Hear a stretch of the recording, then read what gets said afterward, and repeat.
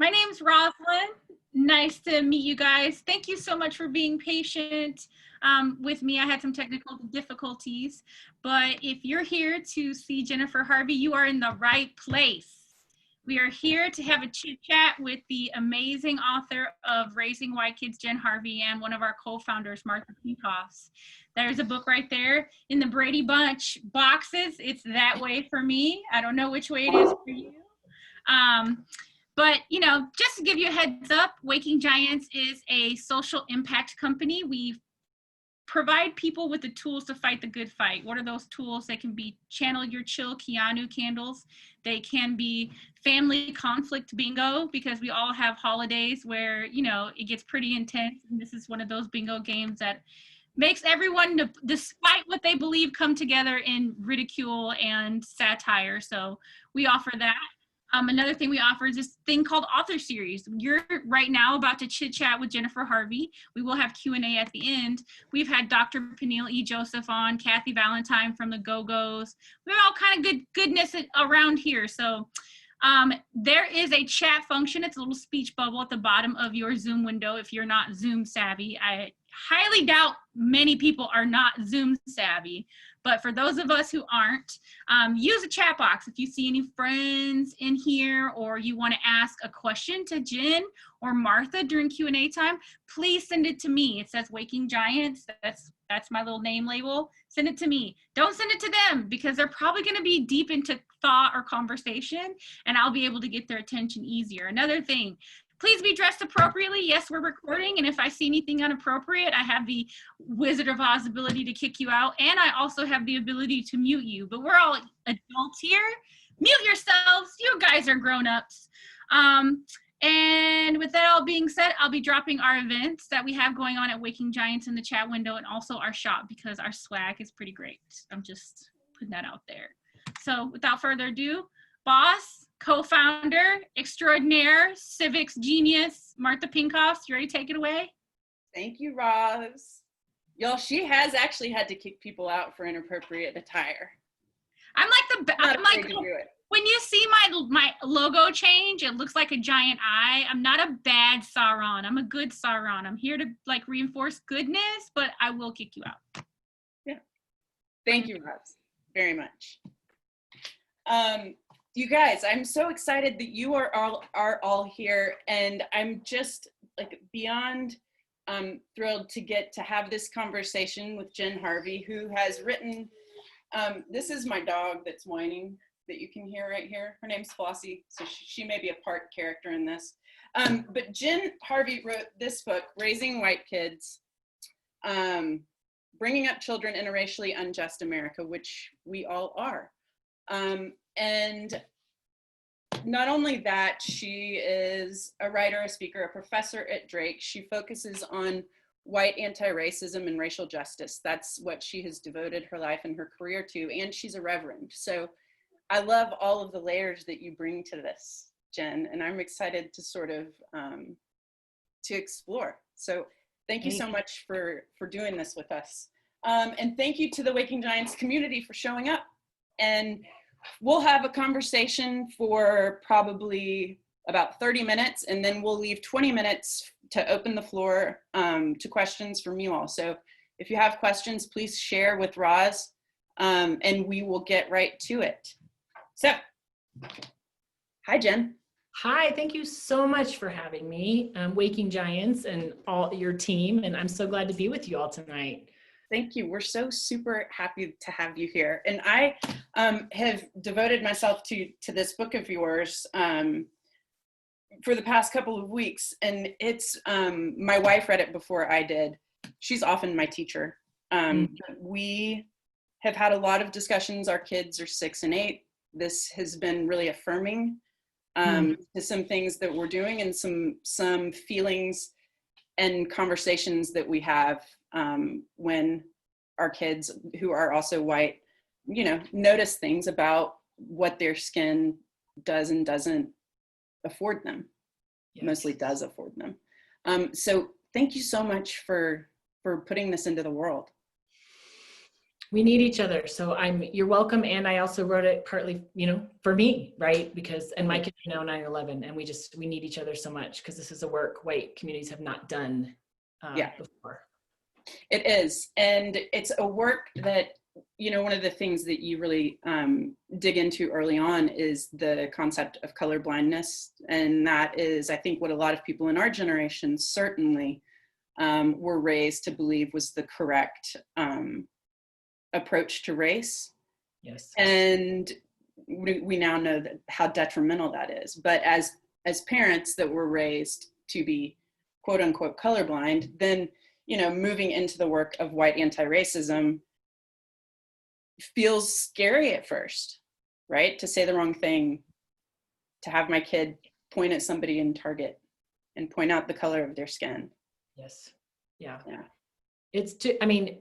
One of the things that I realized when I was writing the book is that, and it's important for those of us that are parenting to really understand this, is that we get stuck in part because developmentally, if we were raised in that framework of colorblindness, our own racial identity development was kind of frozen at a certain point. And so actually the work that we've got to be doing in parenting our own children is a work that it's not just about doing it for them. We actually have to, someone said this to me who'd read the book, I realized I had to reparent myself. And because so few of us have had models or had mentoring or had teaching and parenting that taught us anti-racism, right? And so it's easy to get caught in fear around that and shame and self-blame around it. But right. It's been a developmental frozenness that was bequeathed to us that we've got to not do with our kids while we also undo with ourselves. That's so well put, because what I have always thought of when I started doing the work is that I was, well, first of all, combating just a unbelievable gaslighting in my education up until the point where I chose to seek a different education about the truth about race in this country. Mm-hmm. And then, so there's this unlearning coupled with teaching our kids to be conscious consumers of messaging. Yeah. Right. Who go out in the world every day and get messaged in spaces we have very little control over. In the air, the very air we breathe is what you said. Yeah. So I'm so curious, how did you get into this work? How did you become a devoted white anti-racist? Well, so it's easy to tell that story as hindsight. And so maybe it's true. But the threads for me, I was raised in very conservative white evangelical culture, born and raised deep. And so I had this deep faith and belief that God loved the world. Okay, so that's one piece. And then I was raised also in Denver public schools in the 70s and 80s when we were under a desegregation mandate. And so I was raised in integrated schools, which means developmentally, the first years of my life in elementary school, I was a racial minority because white folks had pulled their kids out. So most of my first friends were Black, mostly at school, not in my neighborhood, but at school. Right. By high school, I'm in this deeply multiracial high school, but all of my classes are white because we'd been racially tracked. And I, for whatever reason, noticed that and just kind of felt unsettled by it. I felt like something had happened. I would think about my childhood friends and be like, where are they? Like, what's going on?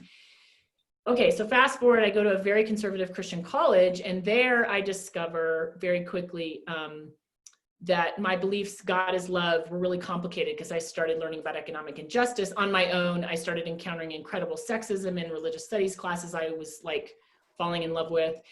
And I found this branch of theology, someone gave it to me, called liberation theology, and the work by this person, James Cone, who's a Black theologian, who basically is like, look, God is a God of love. And if God is love, then God is a God of justice, which means God is Black. And it's just like, I was like, like, it just made perfect sense to me, not only because of the sort of faith commitments that I was kind of breaking out of that world in a certain kind of way, but also he interpreted my childhood. I was like, oh yeah, that was white supremacy. So, I went on to graduate school to study theology, and I was in this community in New York, very multiracial. James Cone taught there, really powerful Black and brown leaders, scholars, activists.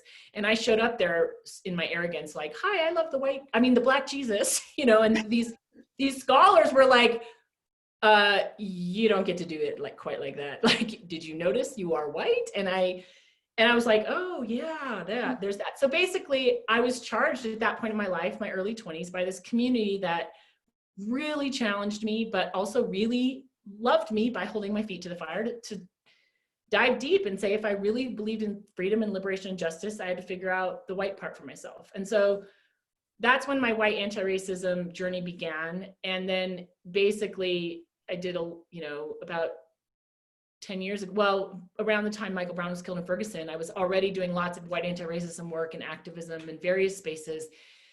And I had 2 young children, and folks started saying to me, white parents saying, okay, but what about our kids? Mm-hmm. And I was like, ooh, what about our kids? What about my kids? Oh my God, what am I even doing with my kids? And I looked around and there was like nothing. Yeah. There was nothing. There was a lot for thinking about kids of color in a racially unjust world, right? And I was like, but what does it mean to teach a 5-year-old about white privilege? So I just started realizing there was a need. I needed it, and my partner and I needed to be intentional about reflecting on what we were doing with our kids, our 2 young white children. Mm-hmm. And so that's where it came from, and so it's a really vulnerable book because I'm writing about my own journey. I'm not like a scholar. I'm like, oh, here's a finished argument. I'm like, oh my God, here's my family. And here's what I think we need to be doing based on these other things that, there's research in it, but it's a really vulnerable work in that way.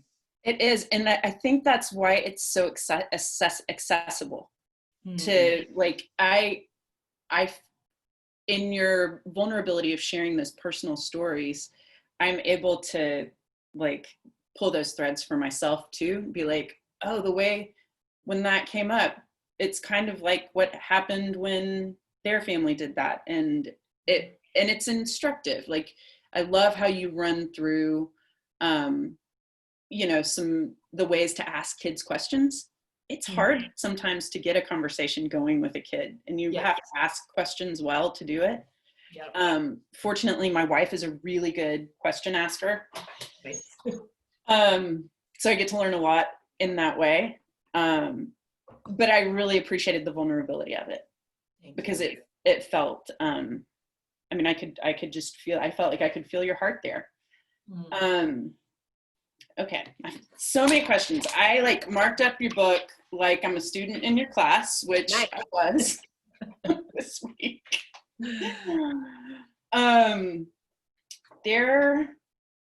Okay. So the history you in the book, you talk about the neutered version of the world that we're taught. The phrase, the neutered version, the history, and it occurred to me that the history we're taught, for the most part, is still today the neutered version.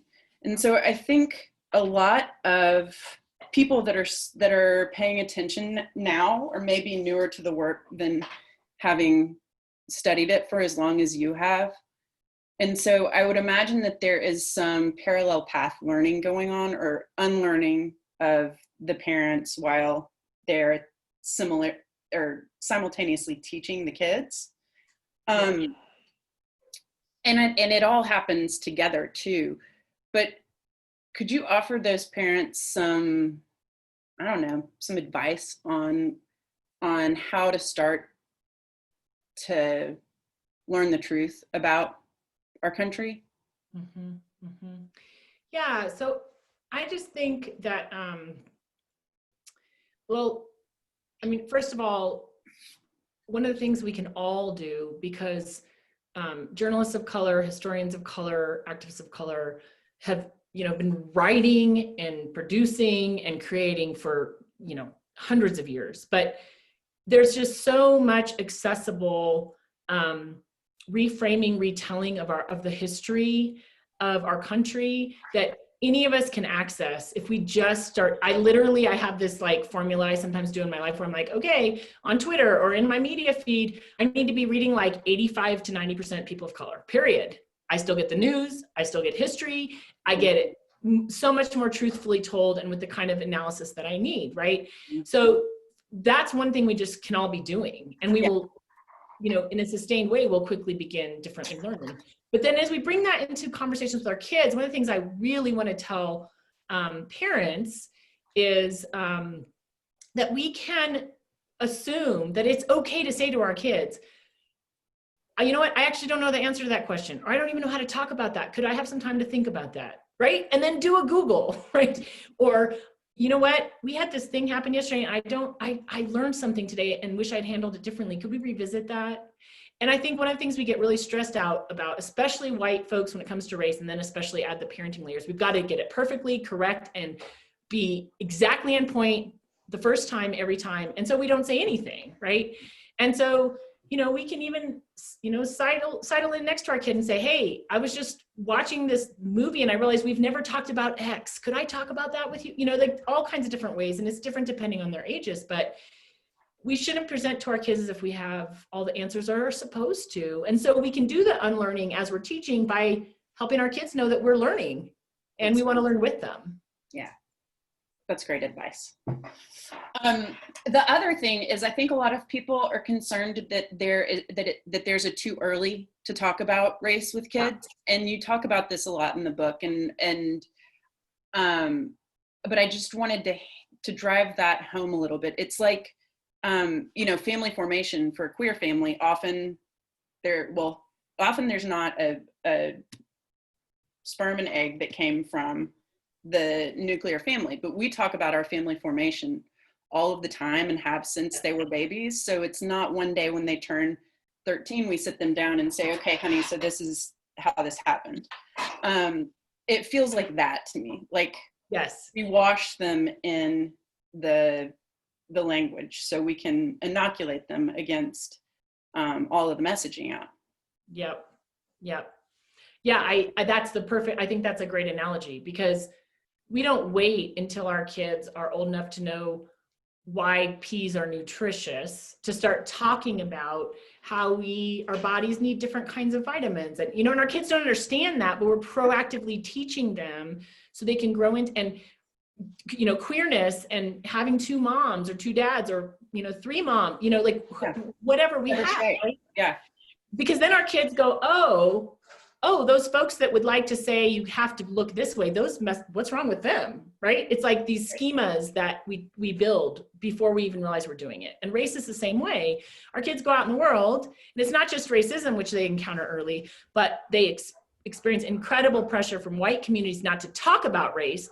I want my kids to be like, why would those people think we shouldn't talk about race? We've always done that, right? I don't remember when we started, because I started doing it when they were born, Right. And so that's a really good analogy, I think. We need to get ahead of it, because Right. they're going to pick up all kinds of stuff we don't want them picking up. Just like with their bodies too. We don't want them learning about their bodies on the playground only, right? So, yeah. Yeah. The prevailing messaging, I mean, if we let the prevailing messaging tell us what to do, we're in trouble on so many fronts. This is just another element or dimension for wholeness. Yes. And if we want our kids, so many white parents genuinely want their children to have meaningful interracial relationships. Mm-hmm. That's the other piece of that. This for me is that families of color start talking about race immediately, right? And so if we wait, our kids are going to struggle so much to have authentic, meaningful, identify with kinds of friendships, because they're behind. They're just behind, because families of color, for purposes of survival, do this from the moment breath is breathed. And so we've got to do it too. And we really can. We absolutely can. And it gets so much easier. Yes. It gets so much easier once you start. Mm-hmm. I remember the first time I said the phrase white supremacy, and it got caught all up in my mouth, because it just felt like I felt like I was indicting myself in saying it. And I was taking ownership of it. But it's now, with practice and understanding that what the work that we're doing together is about opening and making the entire world better, everybody's world gets better with this integration. Yes. Yeah. And we literally change as we do that. That's now my dog, Martha. We'll just take turns. Okay. Mine's louder though. We're making good on our stereotype. Yes. Yeah, I mean, when you said that, white supremacy got caught in your throat, there's so many analogies around, like, we can't get to where we need to go. And that's not even a fixed point anyway, but without making mistakes. And so we can't let the mistakes make us not start, because literally there will have to be mistakes, right? We need to practice harm reduction for people of color about the kinds of mistakes we make. So we have some work to do, but it's not about perfection. And we literally change things that used to terrify me. My pulse would race, my heart, I would get sweaty when something racist happened. I'd be like, oh my God, how am I going to address that? And now I'm like, wait a second, and because we get better at any skill that we commit to. And Absolutely. So, it just becomes part of who we are, which is a beautiful gift that, again, communities of color, writers of color are giving us by challenging us to step up. We can become different people. Well, and we have to, because we're the we are the beneficiaries of the system. And the system was built for us. It has to be deconstructed by us in some way. Yeah, I mean, this always gets dicey because, we have all these, like, white supremacy has created all these really difficult paradoxes. Okay, white people are so innately racist at this point that they could never possibly deconstruct the system, but it's also not people of color's job to deconstruct the system, right? Both of those things are true at the same time. Right. We need to learn to drop the mic and pass the mic, right?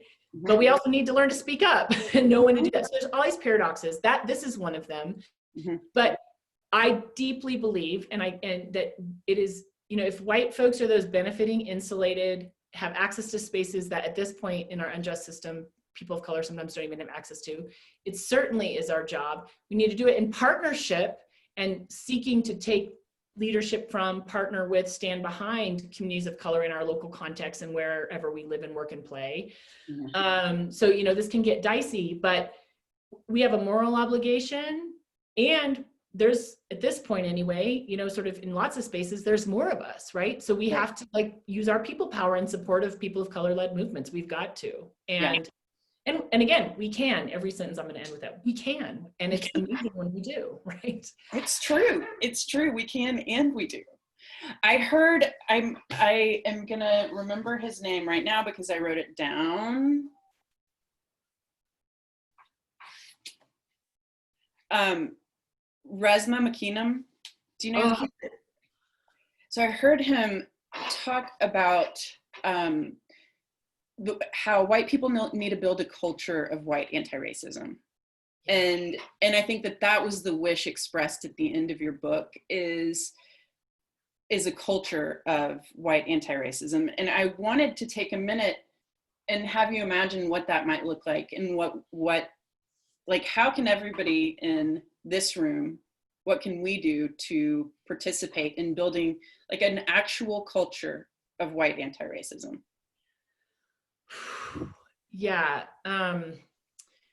His book, My Grandmother's Hands, is a must read. It's been just changing so much about how I'm literally reading it right now. I'm almost done, and it's been blowing my mind.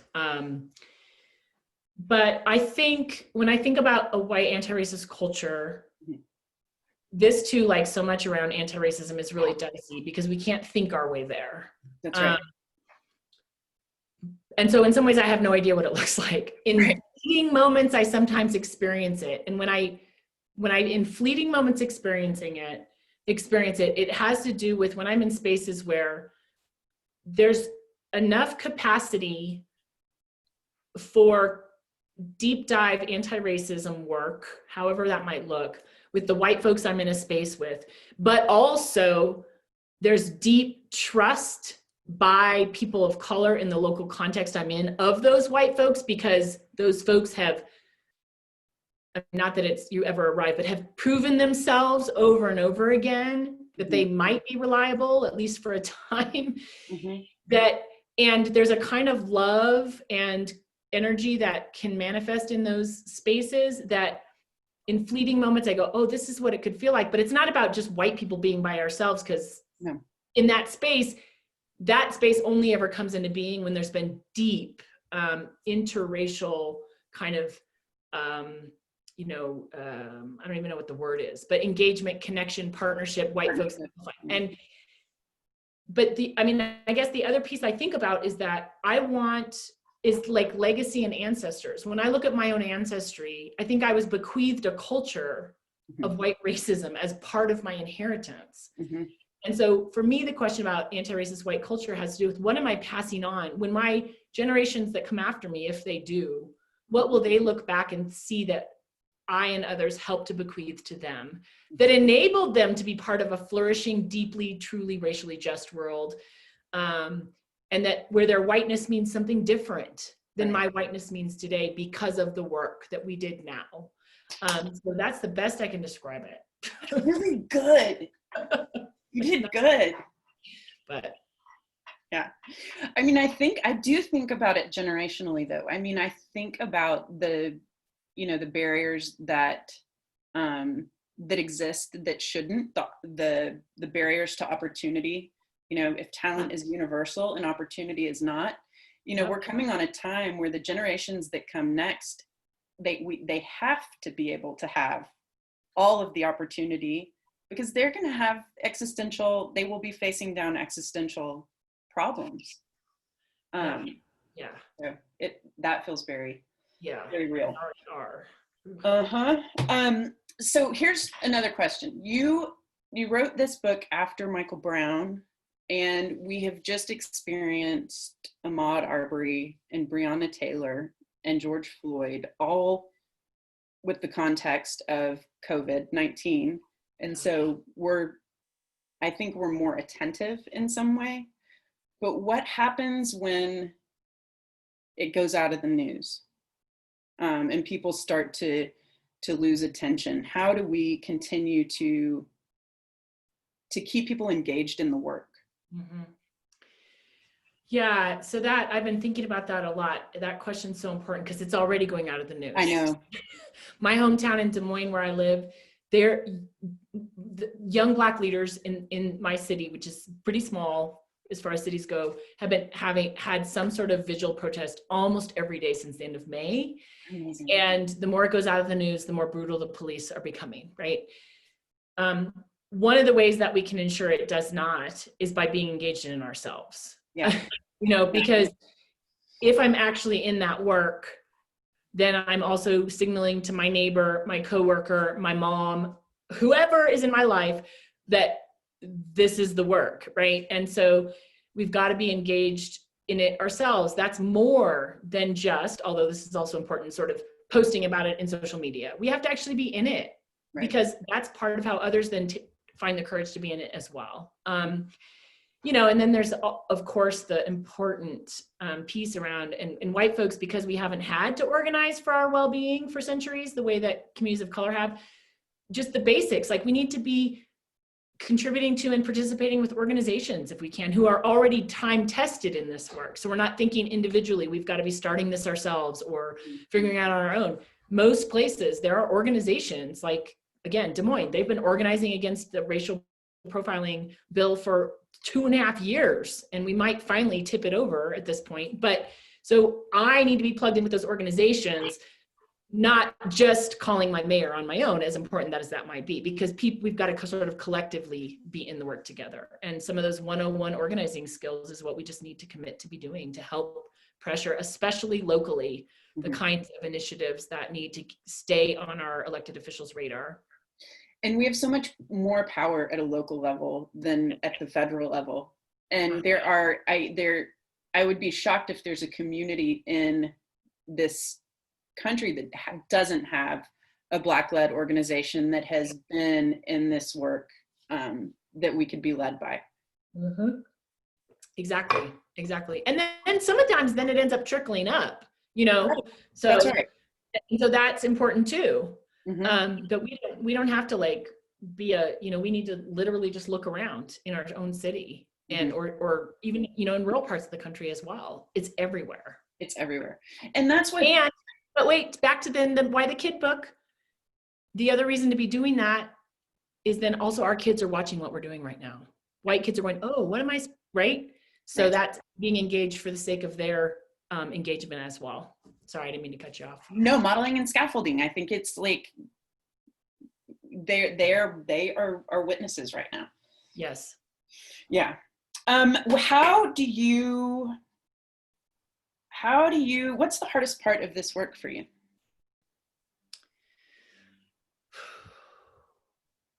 You mean personally, like my own life? Yeah. I think so I'm going to say two things. One, for me, is figuring out, accepting limitations and realizing we all have a bandwidth.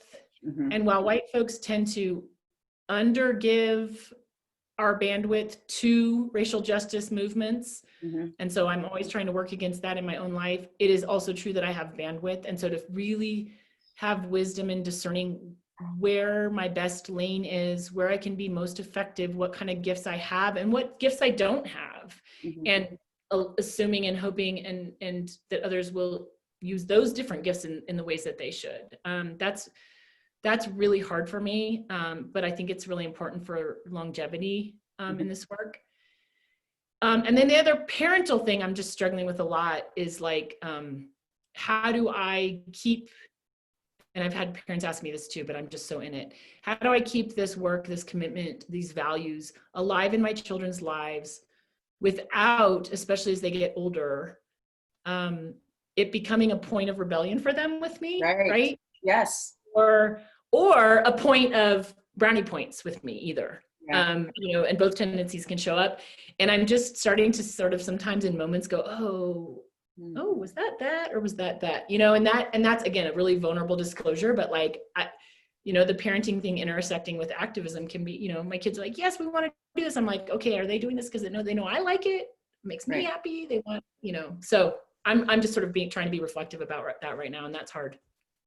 I mean, I can see mine are too little to be caring either way about that right now, but I could see that down the road. And I have friends that were raised by activist parents that are like, fuck their activism. Great. Yeah. There was a book for a while that I really wanted.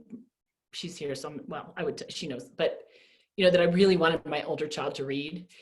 And I just kept it on the shelf, and I kept, every now and then I'd say, okay, how about that? And in some part of me, I was like, okay, what parent, do I make her read it? Do I say we're gonna read it together? Or do I just like totally leave it?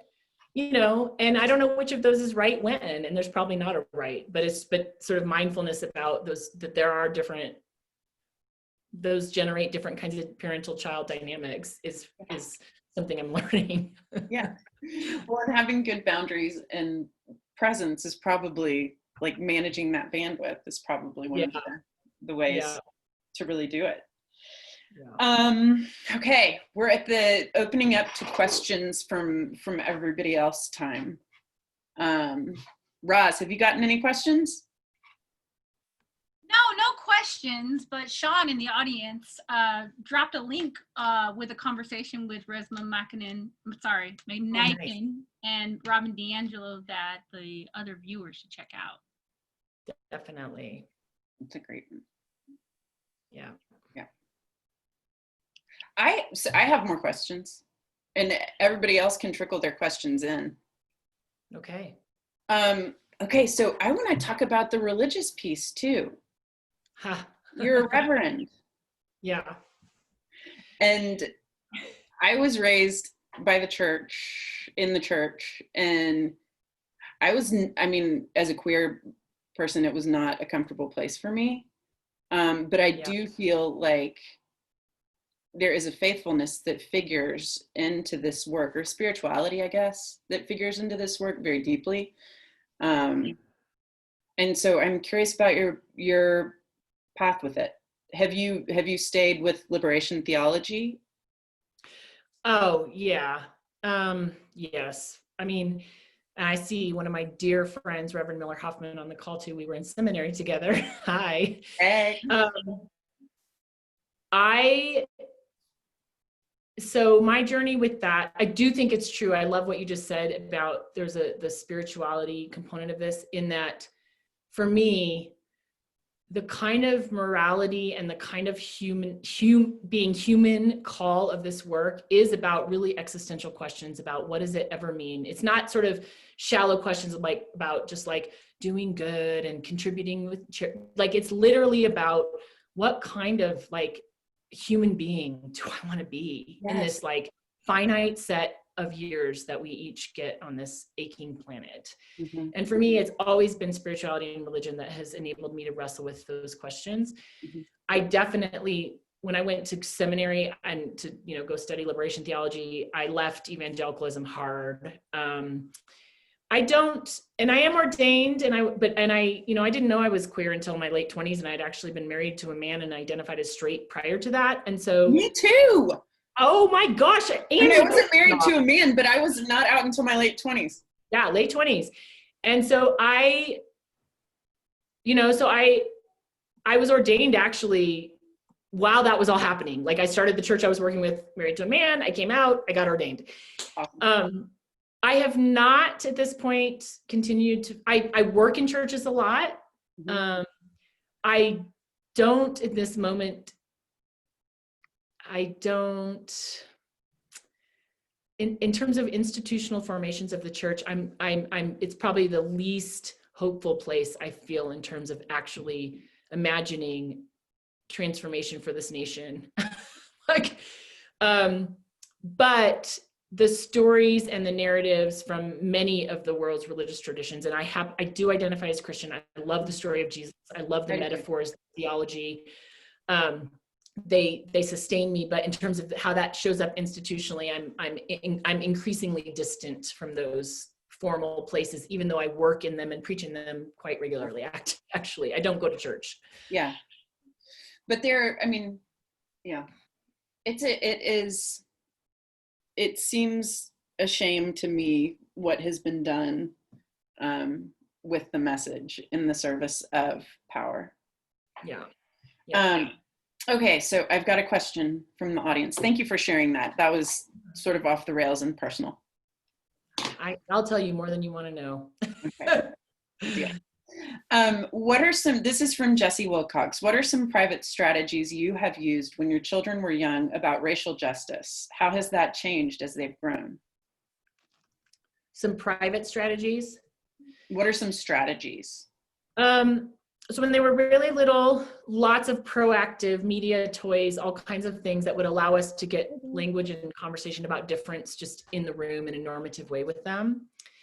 We also had to, and I want to name this because this comes up in white families all the time, do some pretty painful, difficult interventions with time spent in some relatives' homes based on the kinds of things that were being said there, and say, look, if these things are being said, you won't get to see them by yourself. Those were hard, but they were incredible growth opportunities, both for us as a couple, but also for our families, actually. And as they've gotten older, next stage up, a lot of conversations about, we're already talking about difference in race all the time, starting to talk with them about racism when they were younger, more like personal manifestations of it, things they might see on a playground. I remember telling them stories about things that happened to their cousin who happens to be Black, or scenarios, and saying like, what do you think someone should do if they saw this? What do you think? Just more sort of engaging their moral imagination around so that they can think about, kids run into racism all the time in school contexts, in all kinds of contexts, but that sort of interpersonal stuff happens a lot. And inviting them to think ahead of time about how they would handle it. And also by doing that, letting them see, I want to be with them in those challenges. I want them to know they can always talk to me about it. Like those, because kids also learn that they really can't talk to adults about race. White kids learn that especially. And so those kinds of really just proactive, bringing it in the room, leaving the radio on sometimes, even if it was a little bit heavier than I might always want my kids to hear. Those kinds of strategies have enabled us to keep a dialogue going since they were very little. That's great. Okay, from Jen Blanco. I'd love Jen's thoughts on doing this work with kids that are in predominantly white communities. Austin, that's where we all are, or a lot of us are in Austin, can lack a lot of diversity depending on where you live, work, go to school, pray. Any thoughts for those parents? Yeah, so in some ways it's not different, because sometimes I get asked that question a lot about predominantly white communities, and the flip side of that question is folks often think that if white kids are in diverse spaces that it sort of is easier, and actually it's not the case. White silence when kids are in diverse settings ends up creating all kinds of other problems for our kids. And so that's for those of us that are kids are in predominantly white communities, that's a helpful thing to know, that like it doesn't have to be, there's incredibly important reasons to work hard to have our kids be in diverse spaces, but we can also do this work even as they are not. And so for me, it's again, those proactive choices around media, toys, all kinds of things, the news, everything. But then also as they get older, starting to, and this, take a deep breath, because sometimes this hurts a little bit, go, oh, and now let's look at how come we see all these characters of color on TV, but there aren't any in our neighborhood, right? Because predominantly white communities, none of them, whatever it is, whether it's a church or a neighborhood or a part of a state, none of them got to be that way by accident. And so that can start to move us into, sometimes for even my own choices as a parent, harder, more, conversations about our own complicity with these systems. But that also then is that truth telling about who we actually are as a nation, like that can sort of flow from that. And then the other thing, even in predominantly white communities then, like Des Moines, Iowa, where I live, or Iowa is a very white state, but like Des Moines isn't, it's just really, really, really segregated. And so I think in many parts of the country, we can actively choose to desegregate our lives, sometimes in ways we didn't even realize we could do, because we just sort of look up and see whiteness everywhere. But in fact, there is like diversity in more places than we sometimes think, but desegregation has to be an active choice. And it doesn't only or always have to mean where you live within your house. It can be what civic organizations you're a part of, where you go to the library, how often, where you do what kind of programming. And we can make active choices to do that, I think, in many of the places we live, even if we are living in very segregated, predominantly white spaces. Yeah. And Austin in particular, and I bet this is true for a lot of cities, has a particularly ugly history as it relates to why it is so white and separate. Yeah. And, with older kids, it would be a great exercise to seek understanding for that too. Absolutely. And in places like that, and this is true in Des Moines, there are people of color there, many of whom know those histories. Absolutely. And are probably actively working against the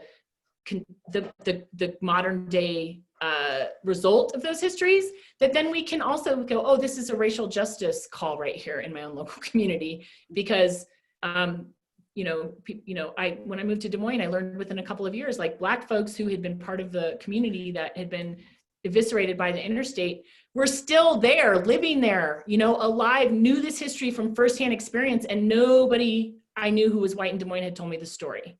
But Black folks in Des Moines were living with it, right? A powerful point of organizing for racial justice around those histories that can be partnered with by white folks, even in very segregated cities. Mm-hmm. And it's true for Austin too, with the interstate. Yeah. True in almost every city in the country. Yeah. Yep. And the things that don't see light can't be healed. Like that, for us to heal this, we have to put it in the air. Okay, we've got lots more questions now. Any suggestions for opening up these conversations about racism and a culture of white supremacy with our schools and child care settings? I think that's a great question. Yeah, and it's a great question. It's a hard question, especially schools. Schools are so complicated, and teachers are so and have such a challenging positionality between school districts, administrators, parents, diverse kinds of parents with diverse takes on things. So, I think that, sometimes my strategy for thinking about that is like to go, okay, if my kid had a need around, their pronouns, their gender identity, their health situation in a school, I would advocate in this way, right, in the school. I think we could try that to think about, okay, so if I actually see anti-racist education as a need that all kids have, including my own white child, can I advocate in a similar way, which includes things like, you know, relationship building with other parents and with teachers and administrators who might be already kind of inclined more those directions than others. It means being willing to ask hard questions at PTA meetings or about something that you hear that comes home from school. It means really engaging with your child about, and that can be hard, whatever age they are, like about what's going on in the classroom. I don't know if you're anything like me, but that's like pulling teeth to get my kids to talk about what's actually happening in school. But so that we can figure out, you know, and like, are there ways that, you know, ways certain lessons are being taught or whatever, like, you know, there's just, education in this country is a complicated, really, I mean, it's one of the primary ways we eradicate a history of a truthful history, right? And so can I treat this the same way I might treat seeing as urgent the fact that my child has a gluten allergy or a peanut allergy or needs their gender identity recognized in the classroom? Can I advocate as fiercely that their anti-racist education matters? And of course it matters for kids of color in this space even more, right? But that also means parents, you know, finding other parents who really have teachers' backs, because teachers get the brunt of so much. And so, and same with childcare settings. I mean, the colorblind assumption is so deep that we've got to sort of support teachers in really understanding, because they don't get this in teachers' ed in most institutions like mine. Developmentally, it's urgent that kids get this in an active way, and we'll support them in doing that, right? I think that's great. Because I can't imagine, I can imagine a world where the history lesson is like the actual history. Right. Yeah. Why can't we talk about George Washington, the whole thing of it? Yeah. Right. We can, but we have to be, you know, but we also, it brings up all these hard feelings for some of us. We've got to be able to sort of manage that and work with that. Yeah. And push on it. Together. Yeah. Together, yes. Mm-hmm. Okay, another one, and I think you've sort of covered this one, but I'm curious how you keep child development in mind as you're advising families on teaching anti-racism. That's from Sean. Yeah. Well, so I want to say one thing. So the story that you invited me to say more about of how the book came to be, it is really important because I really want to be clear. I'm not a child psychologist. I'm not a social scientist. And so I don't ever, I am just a parent who is deeply committed to anti-racism, trying to figure this out. And so I'm probably screwing up all kinds of things. And I don't ever accept invitations to formally advise anybody because of like, I don't have the credentials. But I do think as parents or caregivers, we are already, many of us, inclined to really listen to our kids, or if we're not inclined, we should be. You know, I have 2 children, their personalities are very different. Their emotional makeup is very different. I might say one thing one way to one of them and it would have one effect. And if I said it the same way to the other one, it's gonna have a totally different effect because of who they are. And I think these kind of questions, on the one hand, and there's lots of this in my book and other resources too, talking about age appropriate kind of developmental you know, supports for kids around racial identity and their growth in that, for white kids, anti-racist racial identity development. But some of it is literally also bringing our own expertise as the parents or caregivers in this, who's journeyed with this kid for however long, who knows, like, okay, this kid can handle listening to this radio report that's happening because we can talk about it, and this kid's gonna have nightmares. That's not like, so I'm gonna turn it off, right? I think there's a lot of that in there of just really needing to know who our kids are. But also I really want to challenge and invite white parents to, we tend to also underestimate what our kids are already hearing, what they already know or think they know. And so erring on the side of making sure that they know these are things we talk about. I'm going to be honest with them, even if I sort of, you know, don't, you know, even if I talk in terms that are like less graphic or whatever, is just really critically important. If I'm coming from a place of trying to protect their innocence, I'd like to think of, I think of that as actively kind of bartering away their humanity.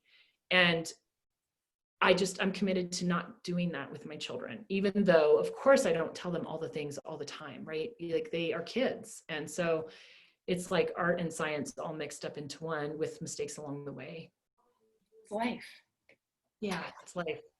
Okay, this is from Bobby. In the book, you mentioned the talk Black parents have. You stated that whites need to have the talk too. I think you said that whites have to play catch up, but the difficulty level is the same. Do you mean that the talk is as difficult for whites as Black?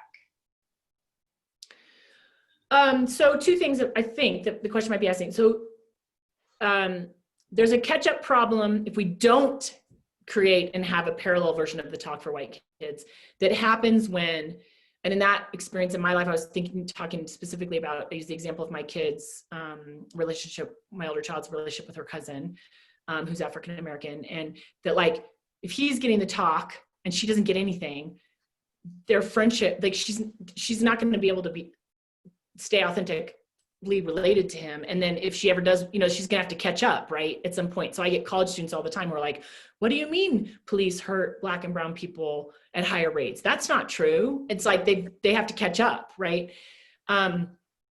So that's one piece of what I was getting at. But then the other piece of it is that white families, and this is about that white anti-racist culture, actually, I think, we haven't developed a parallel to the talk. And so, African-American families aren't excited or just to give their kids the talk. And they didn't just come into the world knowing how to do that. It's a developed survival strategy that's come out of Black cultures navigating white supremacy, right? White families have not yet, we have to catch up. We haven't developed what that looks like, what that talk looks like. And so, some of us have ideas about it, and it definitely is rooted in telling our children the truth, but like, we're not good at it yet because we haven't done it and no one's taught us how to do it. So we're behind, and we're sort of stumbling through, I think, with our kids in many cases, at least I am, which is again, a case for making it a high priority, finding other folks who will try and do it with us. Like we need one another desperately, and really, exercising humility, but also a tenacity around just being determined to do something that really has not been done for the most part by white folks. Yeah. Because it's different for us. It's a different conversation for us than it is for Black folks. The power comes from a different place. Yeah, and the response to it is different. Like it's different for my white child to engage a police officer than it is for my nephew, right? And so how do I talk about that with her? I don't have all the words for that. Right. I don't even know for myself what that is all the time, right? Yeah. Okay, this is from Sam. I'm guessing our kids would call my wife and me preachy lectury when we discuss anti-racism with our kids. What is a better approach? That's a great question. I love that question. I've never been preachy in my life. Me either, not one day. I think that's a very human question and a very real challenge. And I think, and I screw it up all the time, but I do believe in my heart of hearts that asking our kids questions is much more important than filling them didactically with information. We want them to, first of all, we want to hear from them what they're actually thinking. And if we are telling them, they're less likely to sort of step in and tell us what they're actually thinking. We want them to develop critical thinking skills, which sometimes means them saying something that we're like, I might be like, oh, but so much better than ask them about that and help them think their way through it than even saying, oh, don't say that, it's this, right? It's like, oh, let's think about the implications of that. So maybe it's like a 3 questions for every statement rule or something like that. Might be just, but I say that as someone who, that part is hard, right? And it feels urgent. So it's like, no, we need to get this right. No, I think our kids need us to be partners with them in growing critical thinking and skills and critical anti-racist commitments. And so we have to ask a lot of questions and meet them where they are. And then let them meet us where we are, because the truth is some of my best moments with my kids have been and continue to be when I start asking them questions thinking I'm going to take them to point A and they take me to point C and they've got something way better figured out than I would have thought to say to them. And that is true. I mean, they blow my mind regularly. So that piece of the humility is important too. Yeah, that's great. Okay, we have one more question. Do you have time? You bet. All right. This is from Jennifer Dean. Another layer, what is the talk for our white kids for how to know how to act when they are with their Black and brown friends and family in certain situations, say in a car pulled over by the police? So I think that's like, how do we coach our white kids on? Yeah. So I think that's such an important question, and it's such an important question because it also points to a place where a lot of times that back to that unlearning learning, like we're trying to teach our kids things that we might not even know actually what we need to be teaching them. And so I would really, in a question like that, point directly to, I've seen numerous pieces published in different places where Black parents have written exactly about that. This is what I need your white kid to know or to do if they're with my child and they're stopped by police. Because it does, that's really an important question because it includes things like, not suddenly becoming the belligerent human, even in the cause of justice, that then is going to kick backlash onto the teenager of color, the child of color that's in the space. And so, I mean, there's literally pieces out there that to sort of walk us through, and that kind of thing, especially with older kids, I think we could read with our kid too. Like, I think reading with our kids and saying, hey, this piece about how you behave if you're in a situation where racism is happening, how you behave as a white ally, this, writer of color wrote it, let's read it together and see if it can help us figure out, how to be in the world. So I would just point right to that stuff because I think those pieces are out there. Yeah. Okay, I want to end with this quote from the book that about just like really that I'm going to write on a paper and put on my wall, like that level of goodness. But these are not times in which any of us can dare live without a broken heart. Given the days we live in, if our hearts aren't broken, we've already lost a core part of our humanity. It's just, I think that's a really great thing to hold. And thank you for spending this time with us in this community. And I'd like to just like go on a hike and talk about this for hours, but let's do it. one day. You're welcome. And thank you all so much. It means a lot. Like, again, I mean it when I say I'm a journeyer, like we're all in this. I need you all, like we need each other, and I do too. So it's a gift to get to engage in this way in spaces and just know folks are really on this journey too. We need each other. So thanks so much, Martha. Thanks, Roz. Thanks, Waking Giants. Appreciate the time. Thanks all of you for showing up. Thank you, Jen. Thank you. Thank you. As a Black woman, thank you. I think the whole dialogue around educating our children is most definitely lost in all the uprising. So I can't express to you as a Black woman and a parent how appreciative I am of what you're doing. So thank you, Jen. Please keep inspiring us and keep giving us the goods, okay? All right. Anytime. Thanks, Rose. Thank you, guys. Check out wakinggiants.me. Check out our swag because it's amazing. Check out our events calendar because we do have other amazing authors on. And take care of yourselves, guys. Be safe, wear your mask, and let's get through the rest of 2020, guys. Bye.